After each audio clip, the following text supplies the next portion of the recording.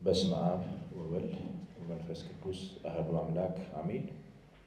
ከእግዚአብሔር አብ ከአባታችን ከጌታችን ከመድኃኒታችን ከኢየሱስ ክርስቶስ ጸጋና ሰላም ምሕረት ፍቅር ይብዛላችሁ። ባላችሁበት ቦታ ሆናችሁ ይህንን መንፈሳዊ መርሃ ግብር የምትከታተሉ የልዑል እግዚአብሔር ቤተሰቦች የእግዚአብሔር ምሕረት ይብዛላችሁ። እነሆ እግዚአብሔር በወደደና በፈቀደ ደግሞ መጠን በዚህን ሰዓት የተወደደውንና ዘላለማዊ ምክሩን ቃሉን እንካፈላለን። የሁልጊዜ አስተማሪ የሆነው አምላካችን እግዚአብሔር ስሙ ለዘላለም የተባረከ ይሁን።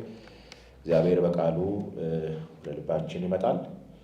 የእግዚአብሔር ቃል የእግዚአብሔርን ፈቃድና ሐሳብ ምክሩን የምናገኝበት የምናስተውልበት፣ እንዲሁም ደግሞ መንገዳችንን የምናቀናበት፣ እንዲሁም ደግሞ ከልዩ ልዩ ድካሞቻችን ነፃ የምንወጣበት የእግዚአብሔር ቃል ነውና ይህንን ቃል በዚህ ሰዓት እንካፈላለን። የሚያስተምር አስተማሪያችን እግዚአብሔር በድጋሚ ስሙ ለዘላለም የተባረከ ይሁን። እነሆ በዚህ ሰዓት የምንካፈለው ወይም ደግሞ እንዳካፈላችሁ በልቤ ይዤ የመጣሁት የእግዚአብሔር ቃል በዚህ በማቴዎስ ወንጌል ምዕራፍ 24 ከቁጥር 29 እስከ 35 ይሆናል። እሱን ክፍል እናነብና በዛ ውስጥ ያለውን የጌታን ምክር በጋራ እንካፈላለን። ክፍሉን በመጀመሪያ አነባለሁ። ከዛችን ወራት መከራ በኋላ ወዲያው ፀሐይ ይጨልማል፣ ጨረቃ ብርሃኗን አትሰጥም፣ ከዋክብትም ከሰማይ ይወድቃሉ፣ የሰማያትም ኃይላት ይናወጣሉ።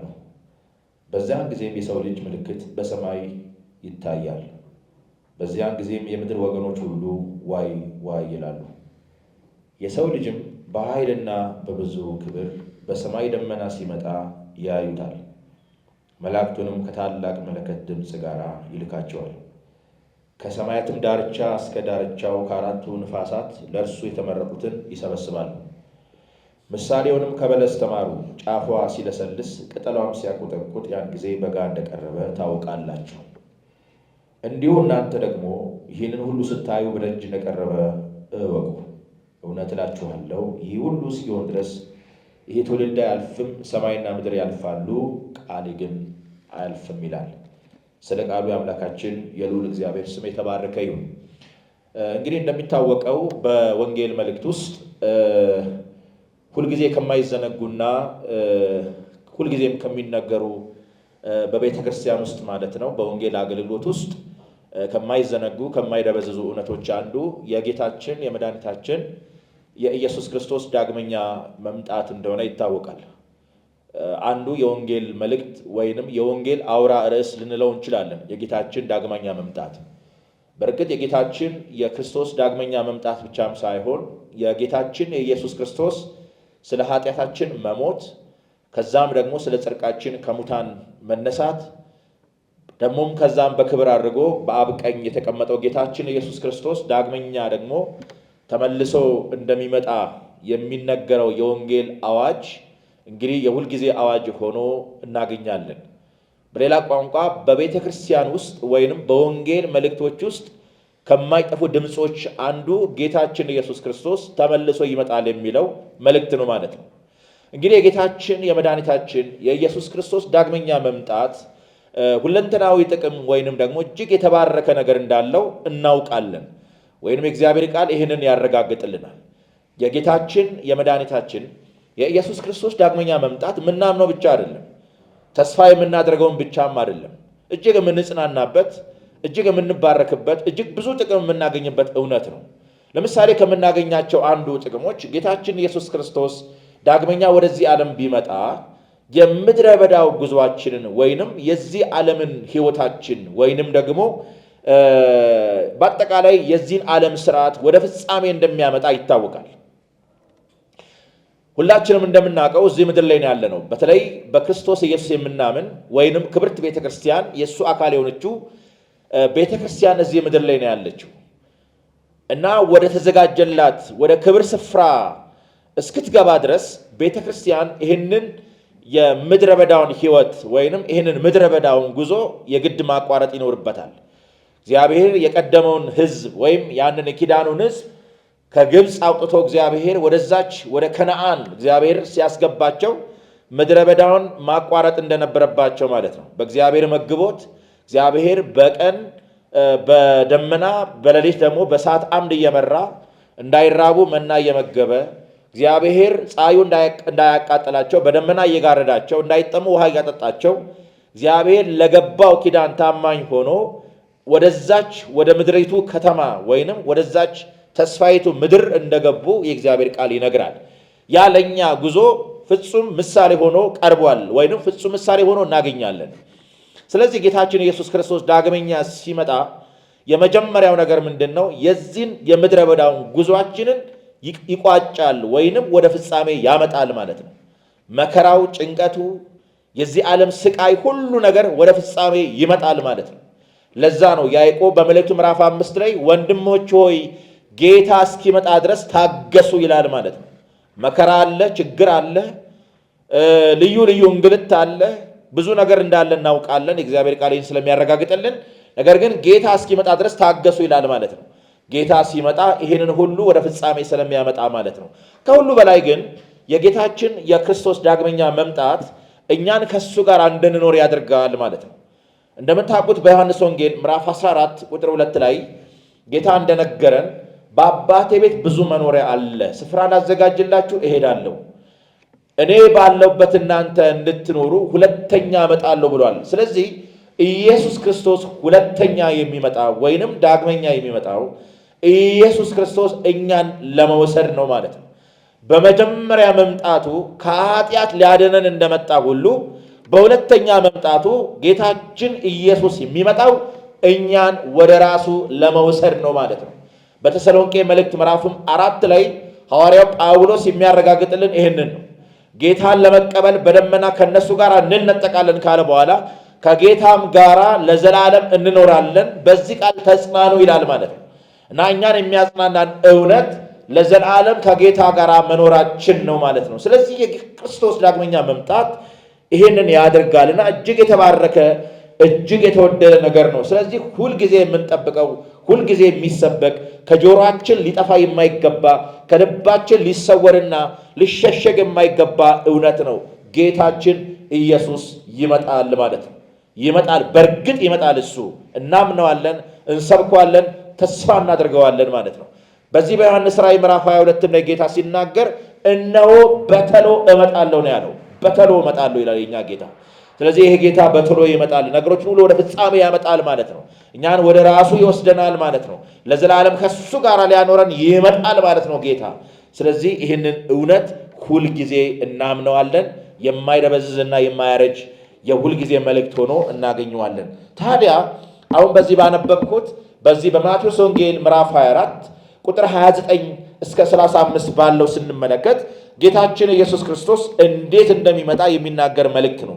በእርግጥ ክፍሉ እዚህ ጋር ብቻ አይደለም። በአጠቃላይ የማቴዎስ ወንጌል ምዕራፍ 24 ከጌታችን ከመድኃኒታችን ከኢየሱስ ክርስቶስ ዳግመኛ መምጣት ጋር ተያይዞ የተሰበከ ወይንም ደግሞ በጌታ የተነገረ ሆኖ እናገኛለን። መላው ምዕራፍ ስለሱ መምጣት ነው የሚናገረው ማለት ነው።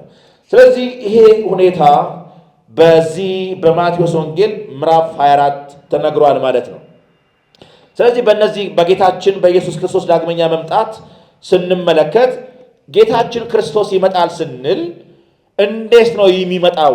በመምጣቱ ላይ ጥርጥር የለንም። በመምጣቱ ላይ ጥያቄ የለንም። ቅድም ያልኩት ነገር ስላለ ማለት ነው። ታዲያ ጌታ ይመጣል ስንል ኢየሱስ ክርስቶስ እንዴት ነው የሚመጣው? አመጣጡ ምን ይመስላል? በምን አይነት ሁኔታ ነው ጌታ በክብር የሚገለጠው የሚለውን ነገር የሚነግረን ይህ ክፍል ነው ማለት ነው። ወደ ክፍሉ ስንመጣ እንደዚህ በማለት ይጀምራል። ከዛችን ወራት መከራ በኋላ ወዲያው ፀሐይ ይጨልማል ይላል ማለት ነው። ይህ መከራ ምን አይነት መከራ ነው? በተለይ ይህ መከራ እግዚአብሔር ወደፊት በዓለም ሁሉ ላይ ሊያመጣ ያለ የእግዚአብሔር ፍርድ ነው። አሁን በምንኖርባት በዚች ምድር ላይ ማለት ነው እግዚአብሔር ሊያመጣ ያለው ወይም እግዚአብሔር ሊፈጽመው ያለ ፍርድ ሆኖ እናገኘዋለን። እግዚአብሔር የፍቅሩን ያህል፣ እግዚአብሔር የቅዱስነቱን ያህል፣ እግዚአብሔር የመልካምነቱን ያህል እግዚአብሔር ጻድቅ ፈራጅ ነው። እግዚአብሔር በምሕረቱ መጠን እግዚአብሔር በዛው መጠን ደግሞ ጻድቅ ነው። ትክክለኛ ፈራጅና እግዚአብሔር ትክክለኛ ዳኛ ነው። እንደምታውቁት በዚህ በሁለተኛ ጴጥሮስ ምዕራፍ 3 ላይ እንደሚናገር ጌታችን ኢየሱስ ክርስቶስ ይመጣል ካለ በኋላ ከመምጣቱ ጋር ተያይዞ ይሄ የምንኖርበት ሰማይና ምድር እንደሚጠፋ፣ ምድር በእሳት እንደምትቀልጥ፣ ምድር ብቻም ሳይሆን በምድር ያለው ማንኛውም ነገር እንደሚጠፋ እግዚአብሔር ቃል ይናገራል። ነገር ግን ጌታ ስለ ተስፋ ቃሉ አይዘገይም። ይህንን ሊያደርግ ጌታ ይመጣል ካለ በኋላ ግን የዘገየው እኮ ሌላ በምንም ምክንያት አይደለም፣ ስለማይመጣ ሳይሆን ሰዎች ሁሉ እንዲድኑ፣ ሰዎች ወደ ሕይወት እንዲመጡ፣ ሰዎች ወደ እግዚአብሔር መንግሥት እንዲፈልሱ እግዚአብሔር በትዕግስት እንዳለ ይናገራል። የጌታችን መዘግየት ትዕግስት ነው። ትዕግስቱ ደግሞ ሰዎች እንዲድኑ ነው፣ ማንም እንዳይጠፋ ነው። እግዚአብሔር ሰዎች ሁሉ እንዲድኑ የልቡ ፈቃድ ነው፣ የልቡ ሐሳብ ነው። የእግዚአብሔር ቃል የሚያረጋግጥን ይህንን ስለሆነ ሰዎች ሁሉ እንዲድኑና እውነትን ሁሉ ወደ ማወቅ እንዲደርሱ በአምላካችን በእግዚአብሔር ፊት መልካምና ደስ የሚያሰኘው ይሄ ነው ይላል ማለት ነው። በእግዚአብሔር ፊት መልካም የሆነ በእግዚአብሔር ፊት ደስ የሚያሰኝ እውነት ሰዎች ሁሉ መዳናቸው ነው። ሰዎች ሁሉ እውነትን ወደ ማወቅ መድረሳቸው ነው። ግን ሰው ሁሉ ላይድን ይችላል። ግን የእግዚአብሔር ሐሳብና የእግዚአብሔር የልቡ ምክር፣ የእግዚአብሔር የልቡ ደስታ ግን ሰው ሁሉ እንዲድን ነው።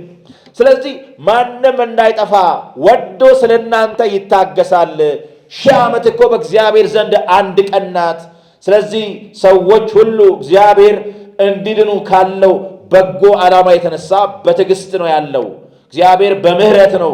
እግዚአብሔር አሁን ያለችውን ምድር እየጎበኘ ያለው ወንጌል የሚሰበከው የሰዎች መዳን ሰውን በተመለከተ እግዚአብሔር ያለው አጀንዳ በዚህ ዘመን ይሄ ነው ማለት ነው። ግን ሰው የተሰጠውን ዕድል ካልተጠቀመ፣ ወንጌል ከገፋ፣ ለዚህ እውነት ካልታዘዘ፣ የዳንበትን ትልቅ መዳን ሰው ቸል ካለ እግዚአብሔር በፍርድ ይገለጣል ማለት ነው። ምድር የሚጠብቃት ወደፊት ይሄ ስለሆነ ማለት ነው። ስለዚህ በዚች ምድር ላይ እንዲህ አይነት መከራ ሊመጣ እንደሚችል ጌታ ይናገራል። መከራው በጌታችን በኢየሱስ ክርስቶስ ቋንቋ በሁለት ቃል ተገልጧል። እዚሁ ማቴዎስ ወንጌል ምዕራፍ 24 ላይ ማለት ነው ቁጥር 7 እና 8 ላይ እንደዚህ ይላል። ዳሩ ግን መጨረሻው ገና ነው ካለ በኋላ ሕዝብ በሕዝብ ላይ መንግሥትም በመንግሥት ላይ ይነሳልና ረሃብም ቸነፈርም የምድር መናወጥ በልዩ ልዩ ስፍራ ይሆናል ካለ በኋላ እነዚህ ሁሉ የምጣር መጀመሪያ ናቸው ይላል ማለት ነው። ረሃብ አለ፣ ጦርነት አለ፣ ችግር አለ፣ የምድር መናወጥ በልዩ ልዩ ስፍራ ይሆናል። ግን ዳሩ ግን መጨረሻው ገና ስለሆነ ይህ ሁሉ የምጣር መጀመሪያ ነው ይላል ማለት ነው። የመከራው መጀመሪያ እንደማለት ነው። ውሃው አልሞቀም እንደማለት ነው እና የምጣር መጀመሪያ ተብሏል። ሁለተኛው ታላቁ መከራ የተባለው በዚህ በማቴዎስ ወንጌል ምዕራፍ 24 ቁጥር 21 እና ቁጥር 22 ላይ በተገለጸው ቃል ነው የምናገኘው። ምን ይላል? ጸልዩ፣ በዛ ጊዜ ከዓለም መጀመሪያ ጀምሮ እስከ ዛሬ ድረስ ያልሆነ እንዲህም ከቶ የማይሆን ታላቅ መከራ ይሆናልና ይላል። ምድር አይታው የማታቀው መከራ ማለት ነው። በእርግጥ ምድር ከዚህ ቀደም ወይም በምንኖርበት በዚች ምድር ላይ አንደኛው የዓለም ጦርነት፣ ሁለተኛው የዓለም ጦርነት እንደተደረገ እናውቃለን። በራሳቸው እጅግ ገናናና እጅግ በጣም መጥፎ በሰው ሕይወት ላይ እጅግ ውድመት ያደረሱ ጦርነቶች እንደነበሩ በታሪክ ይታወቃል። ግን ከዛ በከፋ ሁኔታ ነው ጌታችን እየተናገረ ያለው ማለት ነው። ምድር አይታው የማታውቅ ከዚህ በፊት ያልሆነ ከዚህ በኋላ ሊሆን የማይችል ታላቅ መከራ ይሆናልና ይላል። እነዛ ቀኖችስ ባያጥሩ ሥጋ የለበሰ ሁሉ ባልዳነ ነበረ። ነገር ግን እነዛ ቀኖች ስለተመረጡ ሰዎች ምን ይላሉ? ያጥራሉ በማለት ጌታችን ይናገራል። ስለዚህ ከነዚህ ሁሉ መከራ በኋላ ከዚህ ሁሉ ጥፋት በኋላ ጌታችን ኢየሱስ ክርስቶስ በክብር ይገለጣል ማለት ነው እና ከዛችም ወራት መከራ በኋላ ወዲያው ፀሐይ ይጨልማል ይላል ማለት ነው። እንግዲህ ምድር አይታው የማታቀው ልዩ ልዩ መከራ፣ ልዩ ልዩ ጥፋት፣ ልዩ ልዩ የምድር መናወጥ ከሆነ በኋላ ማለት ነው። እነዛ ቀኖች ባያጥሩ ኖሮ ሥጋ የለበሰ ፍጥረት ባልዳነ ነበር ብሎ ጌታ እንደተናገረው ያ መከራ ከሆነ በኋላ ያ አስጨናቂው መከራ ብዙ እልቂት ከሆነ በኋላ ምድር በእግዚአብሔር ፍርድ ከተጎበኘች በኋላ እግዚአብሔር በበቀል ከተገለጠ በኋላ ማለት ነው። ይሄ ሁሉ ከሆነ በኋላ ፀሐይ ይጨልማል ይላል። ይሄ የምናየው ፀሐይ ይጨልማል ማለት ነው። ወደማይታይበት ደረጃ ፀሐይ ወደማትታይበት ሁኔታ ትመጣለች ማለት ነው። ከዛም ይቀጥልና ጨረቃም ብርሃኗን አትሰጥም፣ ከዋክብትም ከሰማያት ይወድቃሉ፣ የሰማይም ኃይላት ይናወጣሉ ይላል ማለት ነው። ከዚህ ጋር ተያይዞ ኢሳይያስ ከዚህ ጋር በተያያዘ አንድ የነገረን ትንቢት አለ። በኢሳይያስ ምዕራፍ 13 ላይ እንደዚህ በማለት ይናገራል። ምዕራፍ 13 ቁጥር 6 ላይ እንደዚህ በማለት ይናገራል። የእግዚአብሔር ቀን ቀርቧልና ይላል። ይሄ አሁን ካነበብነው ከማቴዎስ ወንጌል ምዕራፍ 24 ላይ ወይም ጋር በደንብ የሚገናኝ ክፍል ነው። ትንቢት እግዚአብሔር አስቀድሞ ተናግሯል ማለት ነው በኢሳይያስ ማለት ነው። እና እንዲህ ይላል፣ የእግዚአብሔር ቀን ቀርቧልና አልቅሱ፣ ሁሉን ከሚችል አምላክ ዘንድ እንዲመጣ ጥፋት ይመጣል ይላል። ጥፋቱ ከእግዚአብሔር ዘንድ ነው የሚመጣው። ጥፋት ይመጣል። ስለዚህ እጅ ሁሉ ትዝላለች፣ የሰው ሁሉ ልብ ይቀልጣል፣ ይደነግጣሉ፣ ምጥና ሕማም ይይዛቸዋል፣ እንደምትወልድም ሴትም ያምጣሉ። አንዱም በሌላው ይደነቃል፣ ፊታቸውም የነበልባል ፊት ነው። እነሆ ምድሪቱን ባድማ ሊያድርግ ኃጢአተኞቿንም ከእርሷ ዘንድ ሊያጠፋ ጨካኝ ሆኖ በመዓትና በጽኑ ቁጣ ተሞልቶ የእግዚአብሔር ቀን ይመጣል ይላል ማለት ነው። እግዚአብሔር በእንዲህ አይነት ሁኔታ ይገለጣል ማለት ነው። ይመጣል። የሰማይ ከዋክብትና ሰራዊቱ ብርሃናቸውን ምን አይሉም? አይሰጡም። ፀሐይም በወጣች ጊዜ ትጨልማለች፣ ጨረቃም በብርሃኗ አያበራም። ዓለሙን ስለ ክፋታቸው ክፎቹንም ስለ በደላቸው እቀጣለሁ። የትዕቢተኞችንም ኩራት እሽራለሁ፣ የጨካኞችንም ኩራት አዋርዳለሁ ይላል እግዚአብሔር ማለት ነው። ይሄ ይሆናል ማለት ነው። በዚህ በማቴዎስ ወንጌል በምዕራፍ 24 ላይ ያነበብነው ክፍል ይህንን የበለጠ ያጎላል ማለት ነው። እና ጌታችን ኢየሱስ ክርስቶስ በክብር ሲመጣ፣ በክብር ሲገለጥ እነዚህ ነገሮች አስቀድመው ይሆናሉ። አመጣጡ ከዚህ ጋር ይያዛል ማለት ነው። በዚች በተናቀባት ምድር፣ በዚች በተገፋባት ምድር፣ በዚች ተቀባይነት ባጣባት ላይ ምድር ጌታችን ኢየሱስ ክርስቶስ በታላቅ ኃይልና ስልጣን ይገለጣል። ስለዚህ ይሄ ሁሉ ጥፋትና ይሄ ሁሉ መዓት ከሆነ በኋላ ፀሐይ ይጨልማል፣ ጨረቃ ይወድቃል፣ ይጨልማሉ፣ ከዋክብት ይረግፋሉ፣ የሰማይ ኃይላትም ይናወጣሉ ይላል። ይሄ ሁሉ ከሆነ በኋላ ቁጥር 30 ላይ እንደሚናገረው በዛን ጊዜ የሰው ልጅ ምልክት በሰማይ ይታያል ይላል ማለት ነው። ወይንም የጌታችን የመድኃኒታችን የኢየሱስ ክርስቶስ የመምጣቱ ምልክት ማለት ነው። ከዚህ ሁሉ ጥፋት በኋላ ጌታችን ኢየሱስ ክርስቶስ በሰማያት ማለት ነው በታላቅ ክብር ይገለጣል ማለት ነው። በዛን ጊዜም የሰው ልጅ ምልክት በሰማይ ይታያል። በዛም ጊዜ የምድር ወገኖች ሁሉ ዋይ ዋይ ይላሉ ማለት ነው። በተለይ ይህንን ክፍል በጣም የሚያብራራልኝ በዚህ በዮሐንስ ራእይ ምዕራፍ 19 ላይ የሚናገረው እግዚአብሔር ቃል ነው። ጌታችን ኢየሱስ ክርስቶስ እንዴት ባለ ስልጣንና እንዴት ባለ ግርማ እንደሚገለጥ የእግዚአብሔር ቃል ይናገራል። ምዕራፍ 19 ቁጥር 11 እስከ 16 ባለው ማለት ነው። እንደዚህ ይላል፣ ሰማይ ተከፍቶ አየው ይላል ማለት ነው። እንግዲህ ልብ በሉ፣ ቅድም እንደተናገረው የሰው ልጅ ምልክት በሰማይ ይታያል ነው ያለው። ወይንም የሰው ልጅ የሆነው ጌታችን ኢየሱስ፣ ይሄ የሰው ልጅ የሚለው ቃል እንደምታውቁት ጌታችን ኢየሱስ ክርስቶስ ፍጹም ሰው ከመሆኑ ጋር በተያያዘ የተጠራበት ስያሜ ነው። ኢየሱስ ብዙ ስሞች እንዳሉት ታውቃላችሁ። በዚህ በመጽሐፍ ቅዱስ ማለት ነው የይሁዳ አንበሳ ተብሏል እንደምታውቁት፣ የዳዊት ስር ተብሏል ማለት ነው እንደምታውቁት። ከዛም ባሻገር ክርስቶስ ተብሏል ማለት ነው። የሚያበራ የንጋት ኮከብ ተብሏል ማለት ነው። እናም በዚህ ክፍል ላይ የሰው ልጅ የሚል ቃል ኢየሱስ ክርስቶስ ሲጠራ እንመለከታለን። ይሄም ፍጹም ሰው ከመሆኑ ጋር በተያያዘ እኛን ለማዳን የሰውን ስጋ ገንዘብ ከማድረጉ ጋር በተያያዘ አምላክ ሰው በመሆኑ የሰውን ስጋ ገንዘብ በማድረጉ እኛን መስለው ከኃጢአት በቀር በምድር ላይ በመመላለሱ ሰው በመሆኑ ጌታችን ኢየሱስ ክርስቶስ ምድር ላይ ያለ ይጠራበት ስም እንደነበረ እናውቃለን። በተለይ በሉቃስ ወንጌል ላይ ጌታችን ኢየሱስ ክርስቶስ በዚህ ስም በአብዛኛው ሲጠራ እንመለከታለን። በእርግጥ ይሄ ቃል በዳንኤል ምዕራፍ 7 ላይ ተነግሯል። የሰው ልጅ ይሄ የሰው ልጅ የሚለው የመሲሁ ስም ወይንም መሲሁ የሚጠራበት ስም እንደሆነ በዳንኤል ምዕራፍ 7 ላይ ተጽፏልና ይህንን ቃል እንደገና ጌታችን ያጎላል እና የሰው ልጅ ምልክት በሰማይ ይታያል ይላል። በታላቅ ስልጣን ጌታ በክብር ይገለጣል እና ይህ አገላለጡን ሲናገር ሰማይ ተከፍቶ አየው ይላል ማለት ነው። ይሄ የምናየው ሰማይ በላይ የሚታየው ሰማይ ይተረተራል ማለት ነው።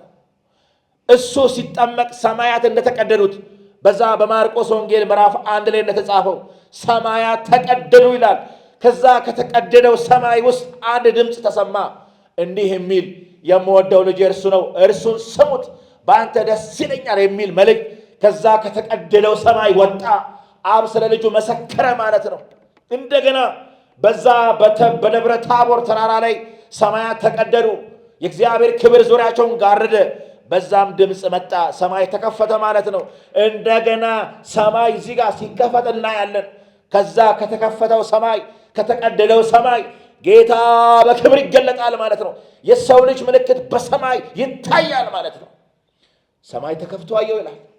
ከዛስ እነሆም አምባ ፈረስ የተቀመጠበት የታመነና እውነተኛ ይባላል ይላል። እነሆ አምባ ፈረስ፣ አምባ ማለት ነጭ ፈረስ ማለት ነው።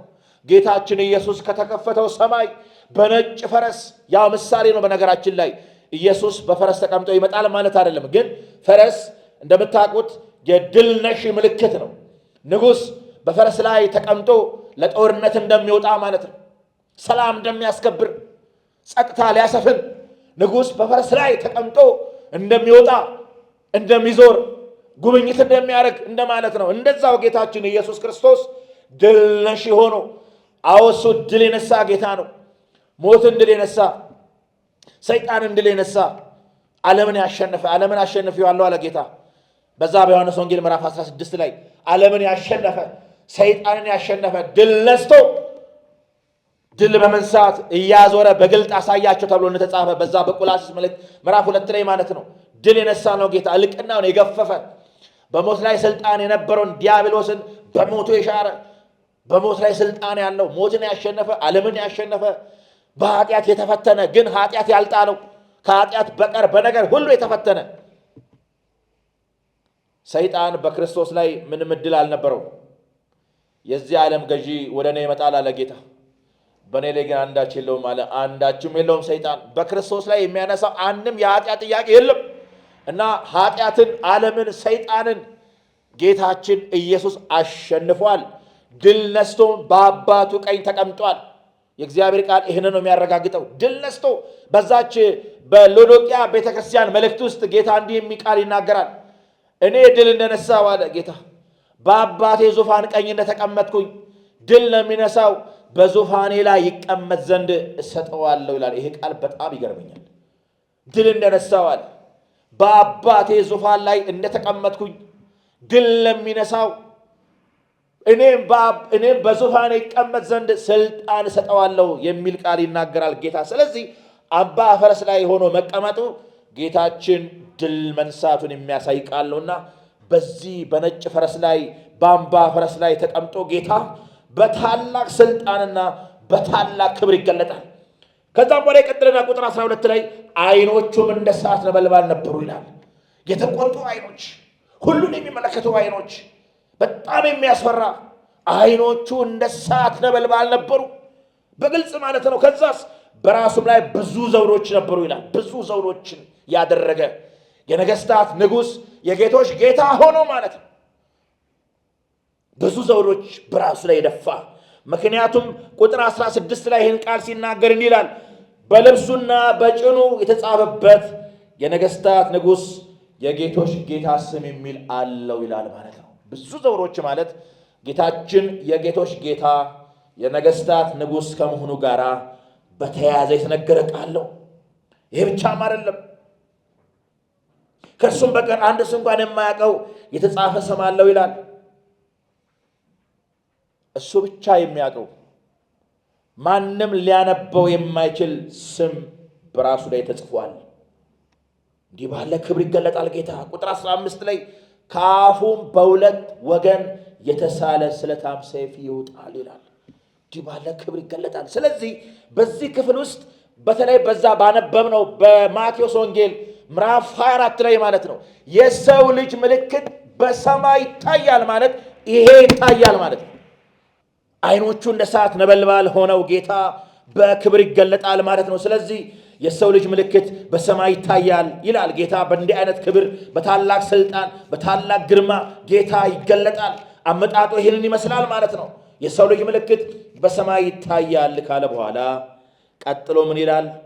በዚያም ጊዜ የምድር ወገኖች ሁሉ ዋይ ዋይ ይላሉ። በተለይ ይሄ ቃል በዮሐንስ ራእይ ምዕራፍ 1 ላይ የተጻፈውን እግዚአብሔርን ቃል እንድናስታውስ ያደርገናል። አሁንም ከጌታችን ከመድኃኒታችን ከክርስቶስ ጋር መምጣት ጋር ተያይዞ የተነገረ ቃል ነው። ምዕራፍ 1 ቁጥር 6 ላይ እንደዚህ ይላል፣ ለወደደን ይላል ከኃጢአታችንም በደሙ ላጠበን መንግስትም ለአምላኩና ለአባቱ ካህናት እንድንሆን ላደረገ ለእርሱ ከዘላለም እስከ ዘላለም ክብር ምስጋና ይሁን ይላል። አሜን ነው መልሳችን። የወደደን ጌታ እርሱ ወደደን ብቻ አይደለም፣ ወዶ ኃጢአታችንን አነጻ። ምስራቅ ከምዕራብ እንደሚርቅ እግዚአብሔር ኃጢአታችንን ከኛ ራቀ እንደሚል እግዚአብሔር ቃል ጌታ ወደደን ብቻም ሳይሆን ወዶ ኃጢአታችንን አጠበ፣ ኃጢአታችንን ከኛ አነጻ። ከዛስ ምን አደረገን? መንግስትና ካህናት አደረገን። መንግስታት አደረገን፣ ካህናት አደረገን። ይህን ላደረገን ለእርሱ ክብር ይሁን ይላል። መልሳችን አሜን ነው፣ ክብር ይሁንለት። ይህን ካለ በኋላ እነሆ በደመና ይመጣል ይላል። በደመና ይመጣል። አዎ ጌታ የሚመጣ በደመና ነው። እንደውም አንድ ክፍል አስታውሳችሁ በማቴዎስ ወንጌል ምዕራፍ 26 ላይ ጌታችን ተይዞ በቀያፋ ፊት ቀርቦ በሚጠይቅበት ጊዜ ቀያፋ አንድ ጥያቄ ጠየቀው። እንዲህም አለ፣ በእውኑ አንተ ክርስቶስ የእግዚአብሔር ልጅ ነህን? እባክህ እንድትነግረን በሕያው እግዚአብሔር አምልሃለሁ አለ። እና ጌታ ብዙ ሲጠየቅ አልመለሰም ነበር ከዚህ በፊት በነበረው ጥያቄ። እዚህ ጋር ግን መልስ ሰጠ እና ምን ይላል? ምዕራፍ 26 ቁጥር 69 ላይ እንደዚህ ይላል ጌታ፣ አንተ የእግዚአብሔር ልጅ ክርስቶስ የሆነ እንደሆነ እንድትነግረን በሕያው እግዚአብሔር አምልሃለሁ አለ። የሚለው ቀያፋ ነው። አይ ቀያፋ። ከዛ ምን አለ ጌታ? ኢየሱስም አንተ አልክ፣ እንደሆንኩ አንተ አልክ። ትክክል ነን ሐሳቡ። አዎ እኔ ያው የእግዚአብሔር ልጅ ክርስቶስ ነኝ ነው ሐሳቡ። እና እንደሆንኩኝ አንተ አልክ።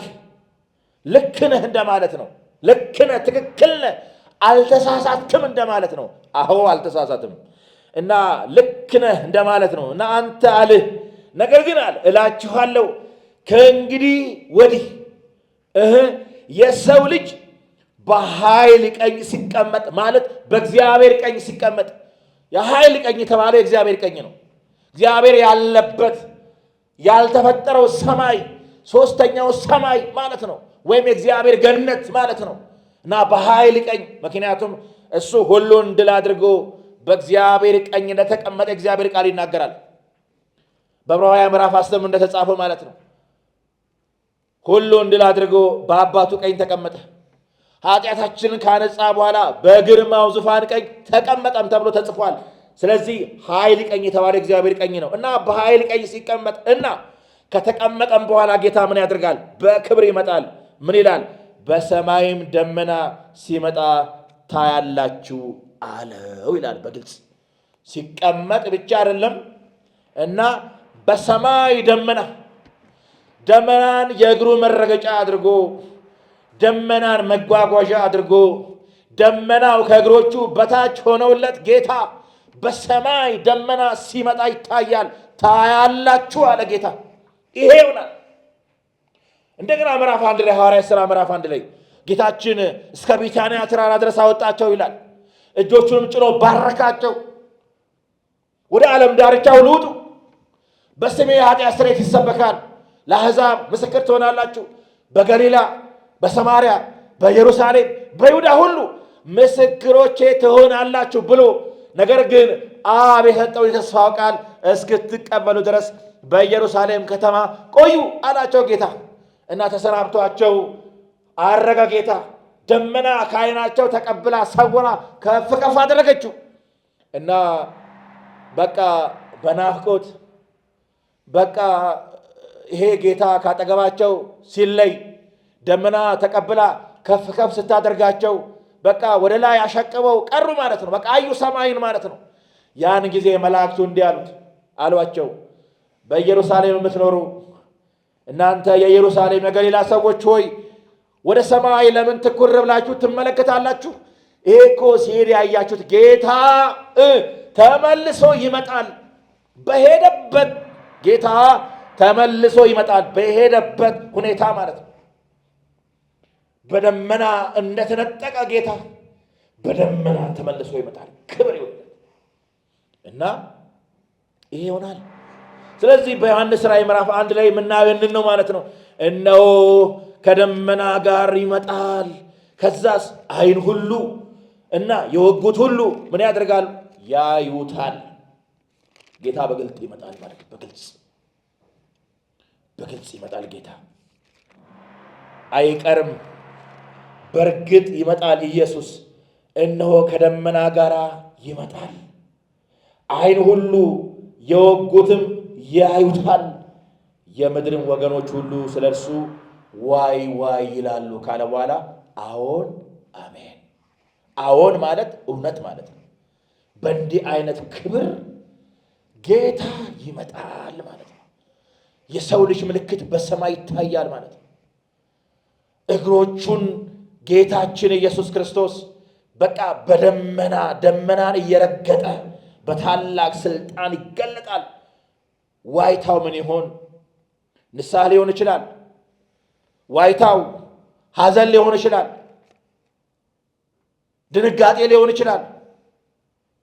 ግን የምድር ወገኖች ሁሉ ዋይ ዋይ ይላሉ። ይሄ ጌታ በግልጥ ይመጣል። ቅድም ባነበብነው በዮሐንስ ራእይ ምዕራፍ 19 እንደተጻፈ ማለት ነው።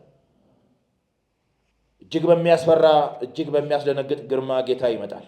ለዚህ ነው በሁለተኛ ተሰሎንቄ ምዕራፍ 1 ላይ ጌታ ሲናገር በሐዋርያው በኩል ጌታ ከስልጣኑ መላእክት ጋር በታላቅ ስልጣን በእሳት ነበልባል ይገለጣል ይላል። በእሳት ነበልባል፣ እሳት በፊቱ ይነዳል ማለት ነው። ማንም ሊቋቋመው በማይችል ሁኔታ ጌታ በክብር ይመጣል ማለት ነው።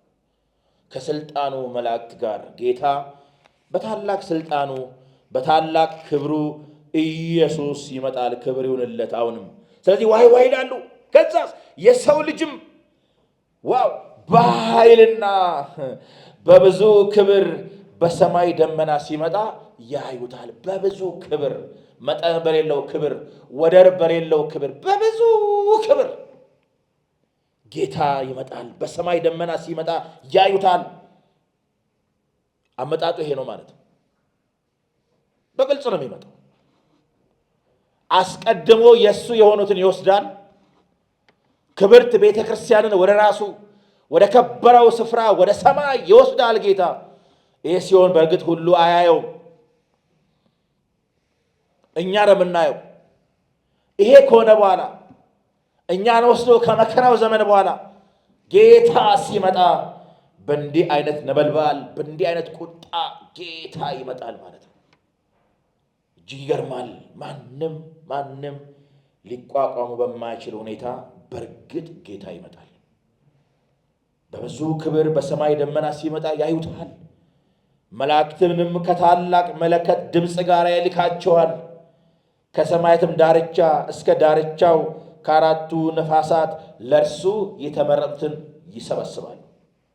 ቅድም እንዳልኳችሁ ነው። ጌታችን ክርስቶስ ሲመጣ ከስልጣኑ መላእክት ጋር በክብር በእሳት ነበልባል ይገለጣል። ለዚህ ነው ዕብራውያን ምዕራፍ 10 ላይ ሲናገር እግዚአብሔር ቃል እንደዚህ ይላል። ቁጥር 37 ምዕራፍ 10 ቁጥር 37 ላይ ገና በጣም ጥቂት ጊዜ ነው ይላል። ሊመጣ ያለው ይመጣል፣ አይዘገይም። ቀደም እንዳነበብነው ጌታ አይዘገይም። ለአንዳንዶች የዘገየ ሊመስላቸው ይችላል። ጌታ ግን ስለ ተስፋ ቃሉ አይዘገይም። ስለ ሰጠን ተስፋ አይዘገይም። ጌታ በእርግጥ ይመጣል። ግን የሞተለት ዓላማ ዋጋ የከፈለለት ዓላማ ወደ ግቡ ወደ ፍጻሜው እንዲመጣ ማለት ሰዎች ሁሉ እንዲድኑ፣ ሰዎች ሁሉ ከጥፋት እንዲያመልጡ፣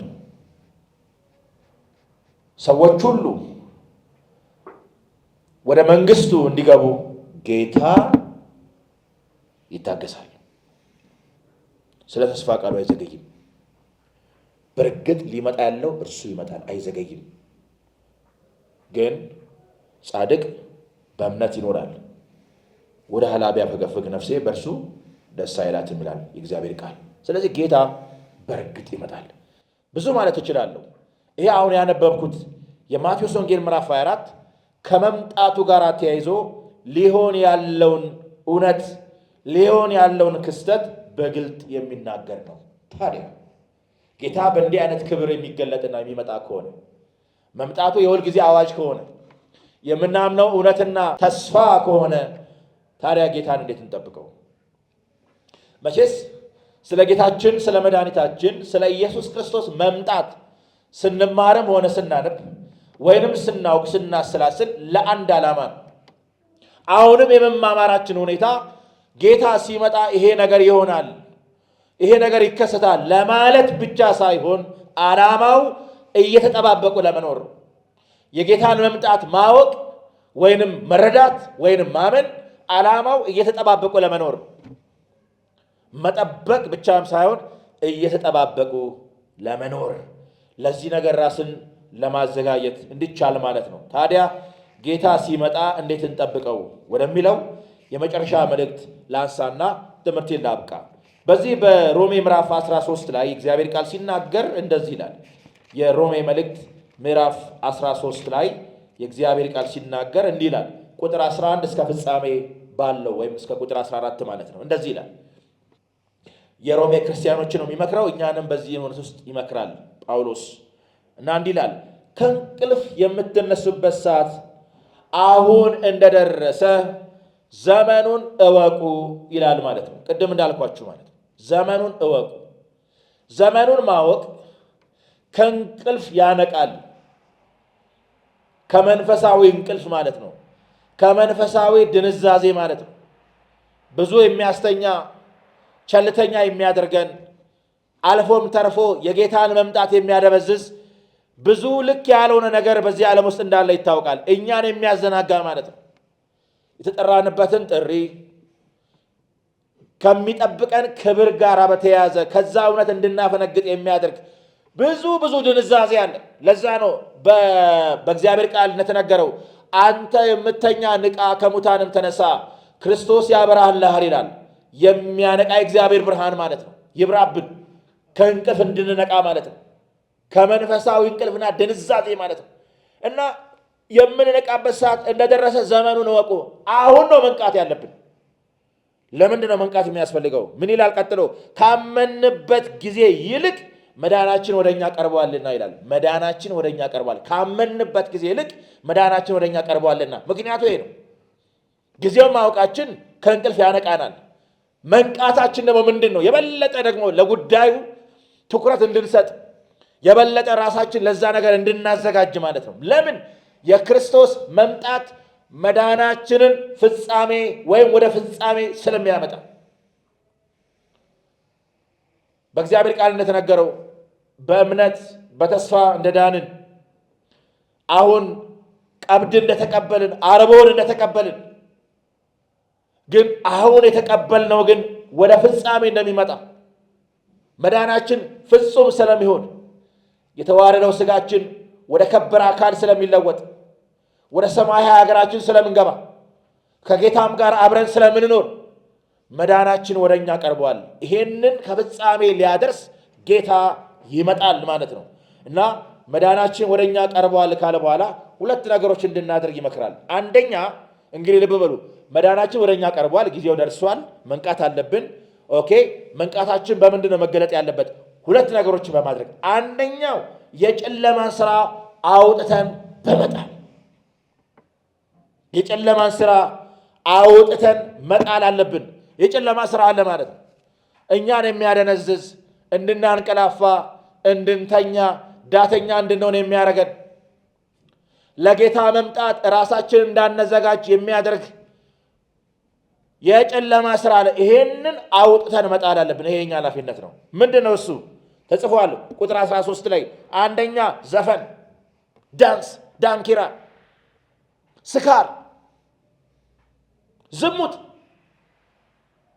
መዳራት፣ ክርክር፣ ቅናት፣ እነዚህ የጨለማ ስራዎች ናቸው። በቅዱሳን ሕይወት ውስጥ መገኘት የማይገባቸው። እነዚህን አውጥተን በመጣል ለጌታ መምጣት ራሳችንን እናዘጋጃለን። ሁለተኛው የብርሃንን ጋሻ ጦር በመልበስ መንቃታችን የሚገለጠው በዚህ ነው። ከዚህ እንቅልፍ ወጥተን እንደ ብርሃን ልጆች በመኖር እንደ ብርሃን ልጅ በመመላለስ። በነገራችን ላይ አማኝ የቀን ልጅ ነው። አማኝ የቀን ልጅ ከሆነ በቀን ነው መመላለስ ያለበት። በቀን ማለት በቅድስና በጽድቅ እግዚአብሔርን በመፍራት ቀኑን በማስቸኮል በቅዱስ ኑሮ እግዚአብሔርን በመፍራት የጌታን መምጣት በእጅጉ እንጠብቃለን። ብቻም ሳይሆን በእጅጉ በናፍቆት እንጠባበቃለን። ስለዚህ በቅናት አይሁን፣ ነገር ግን ጌታ ኢየሱስ ክርስቶስን ልበሱት፣ ምኞቱም እንዲፈጸም ለስጋ አታስቡ ይላል ማለት ነው። ማለት የስጋ ምኞት አለ።